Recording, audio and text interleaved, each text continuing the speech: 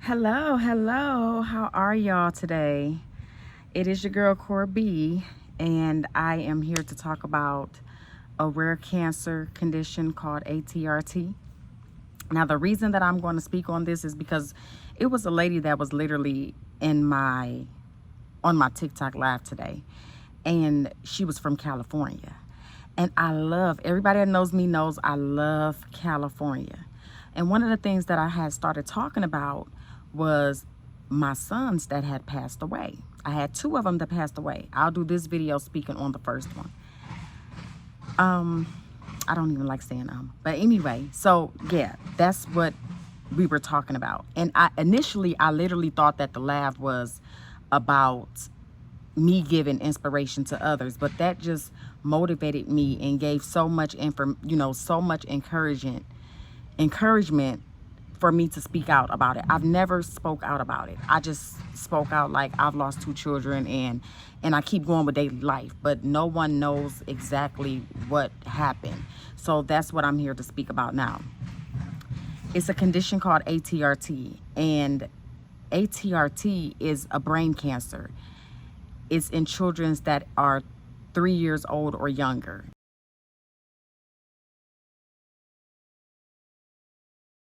And in my case, my son was 11 months, 12 months.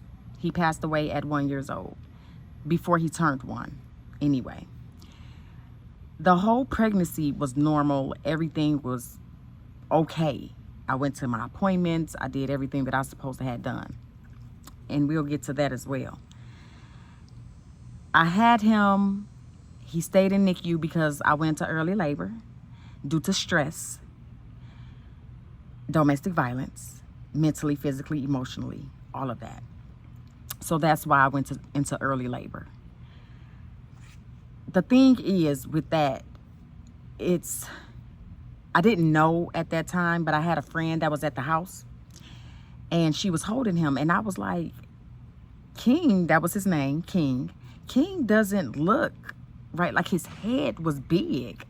And I'm like, why is his head big? Like, this is not right. So I started Googling stuff.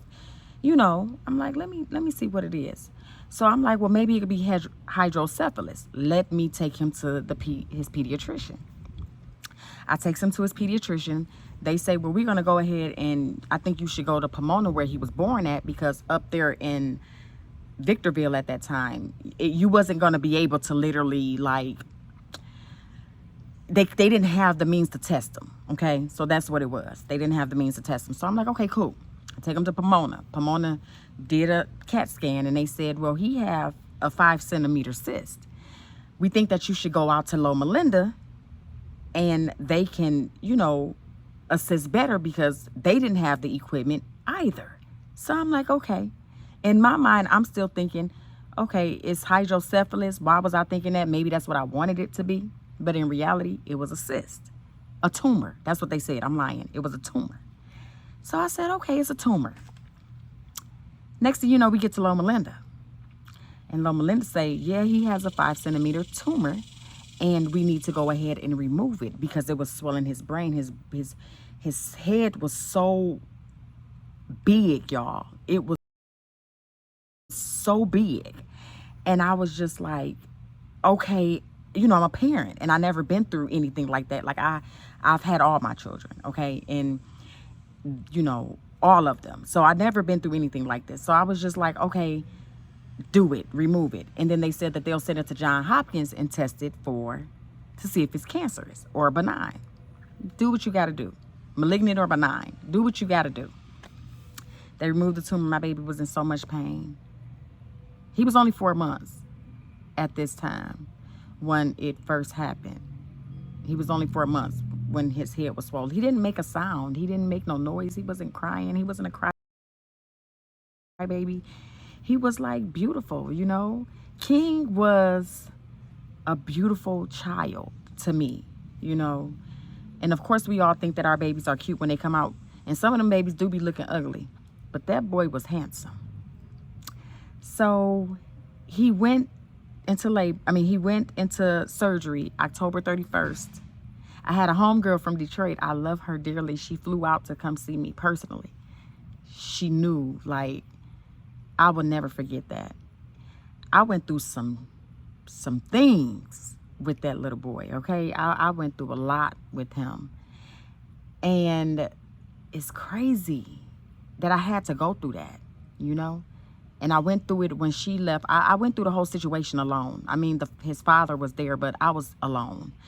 And I didn't have nobody to comfort me. I didn't have nobody to help me deal with it or go through it. And I guess it's because of what I was going through, far as, you know, with the father. But I went through some shit, okay? And I'm gonna just keep it 100. So he had his surgery October 31st of 2015. And he was in pain. You could tell he was in pain. They literally cut him, they literally cut this baby's head open and removed some tissues, okay? About a couple days later, it came back that he had Atrt. I can't pronounce the name. I'll have it in the description. But it's so rare. It's so rare, and it's so heartbreaking, you know, to know that you can lose a child. I didn't think about it at that time. It was just mother instinct rushed in. Mother instinct was, we gonna do everything to save our baby. We not doing no chemo. We gonna do everything to save our baby, because they wanted you to go through chemo. And I'm like, he just went through this traumatic experience as a baby. I'm not doing no chemo. I'm not gonna do that. Like you said, you got it out. A couple days later, about a week later, they tested him and they said it was gone. I'm like, okay. Never told me that it was a possibility that it can come back, okay? I take the baby home. We go to Children's Hospital of LA, and we had to go see the cancer doctor. And everything was fine. You know, he was happy. He was a happy baby at that time. Everything was great. Everything was beautiful.